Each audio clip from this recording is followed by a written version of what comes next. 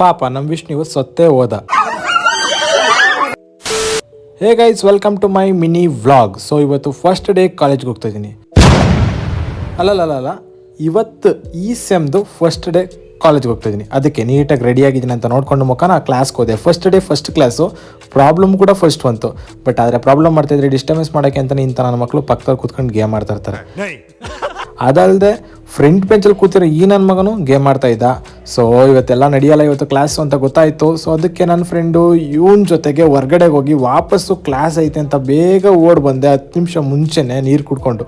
But ಅಲ್ಲಿಗೆ ಹೋದ್ಮೇಲೆ ಗೊತ್ತಾಯಿತು ಇನ್ನೂ ಟೀಚರ್ ಬಂದಿಲ್ಲ, ಎಲ್ಲೋ ಬರ್ಬೋದು ಅಂತ ಅನ್ನೋ ಒಂದು ದೊಡ್ಡ ಕಾನ್ಫಿಡೆನ್ಸ್ ಮೇಲೆ ಕ್ಲಾಸಲ್ಲೇ ಕೂತ್ಕೊಂಡು ಪಕ್ಕದ ಕ್ಲಾಸಲ್ಲಿರೋ ಫ್ರೆಂಡ್ಸ್ಗೆ ವಿಡಿಯೋ ಕಾಲಲ್ಲಿ ಮಾತಾಡ್ತಾ ಕೂತಿದ್ದು. ಈ ಕಣ್ಣಲ್ಲಿ ಇನ್ನೀ ಏನೇನು ನೋಡ್ಬೇಕೋ ಕಾಣ. ಸೊ ಅದಕ್ಕೋಸ್ಕರ ವಾಪಸ್ಸು ಅದೇ ಸ್ಟೋನ್ ಬೆಂಚ್ಗೆ ಹೋಗಿ ಕೂತ್ಕೊಂಡು ಈ ನನ್ನ ಮಕ್ಕಳು ದ್ವೇಷನೇ ಉದ್ಧಾರ ಮಾಡೋ ರೀತಿ ಯುದ್ಧಗಳನ್ನ ಆಡ್ಕೊಂಡು ಫ್ರೀ ಫೈರಲ್ಲಿ ಒಬ್ರಿಗೊಬ್ರು ಸುತ್ತಾಯ್ತಾ ಇದ್ರು. ಅದಾದಮೇಲೆ ಮಧ್ಯಾಹ್ನದ ಊಟಕ್ಕೆ ನಾವು ಹೊರಗಡೆ ಹೋಗಿದ್ದು, ನಾನು ಮತ್ತು ಕಾರ್ತಿಕ್ಕು.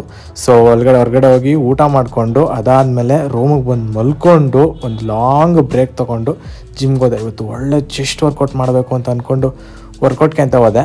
ಬಟ್ ವರ್ಕೌಟೇ ಮಾಡಲಿಲ್ಲ.